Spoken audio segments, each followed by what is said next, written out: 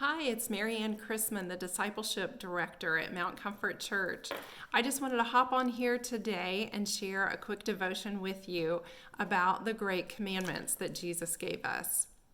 One day there was a religious leader who wanted to trap Jesus, and so he asked him which of the commandments was the most important.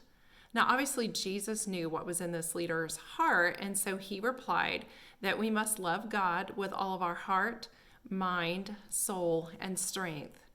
What the leader probably wasn't prepared for was what Jesus said next. He said, a second is equally important.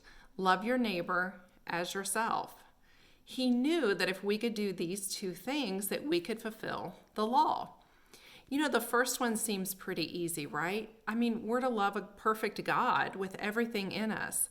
However, I know that there are times where we might question God, when we maybe lose somebody too young, or when we don't feel like He's listening to or answering any of our prayers. However, we're still commanded to love Him fully, even when we may not understand His plan for us. The second one, I have to say, is probably the one that most of us struggle with even more. It's equally important, but it's a tough one because people are imperfect, including us. People do things that make us mad or offend us, hurt us, or drive us nuts, quite honestly. That last one for me usually happens in the school carpool line. Those of you that know me well know that that's when I tend to get a little ugly.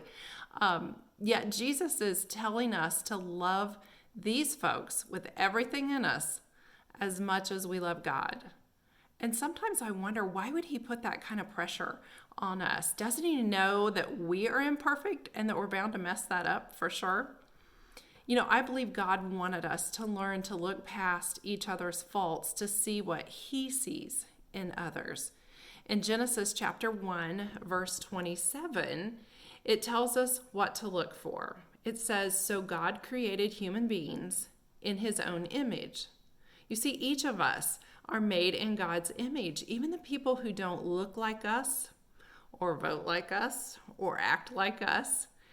God put His likeness in each one of us, and it's up to us to learn to see people the way that He does. If you tend to look for the best in others, who knows? They may actually look for the best in you as well. If you can see God's image in them, you can learn to love them because we can easily love God, right? I understand that it's super tough sometimes to dig through their layers to find it deep inside them, but His image is in there. I would invite you to look deeper into others today to find God's image and fulfill the law of Christ. I know, especially recently, we certainly are a nation that seems to be divided on everything. Jesus is calling for His church, His people, to be different. Not that we're going to agree on everything. You don't even really agree with your family on everything, do we? But we absolutely need to love God first and to love one another. Jesus tells us what is most important, the Great Commandment and the Great Commission. God is love. He builds His church on love. He commands His people to reflect His love, as we've seen in John chapter 13, verses 34 and 35. We want to live in a way in which people look at our lives and say, wow, those people love their God and they love one another. We exist not for ourselves, but for others. And sometimes that's hard to remember. Martin Luther King Jr. had a great quote that I know many of you are familiar with. He said, darkness cannot drive out darkness. Only light can do that. Hate cannot drive out hate. Only love can do that.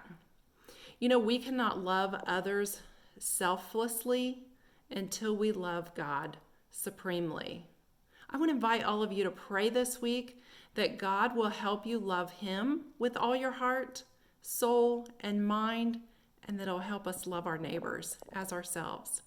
Hope you all have a wonderful week, and I look forward to seeing you at Easter services this Sunday.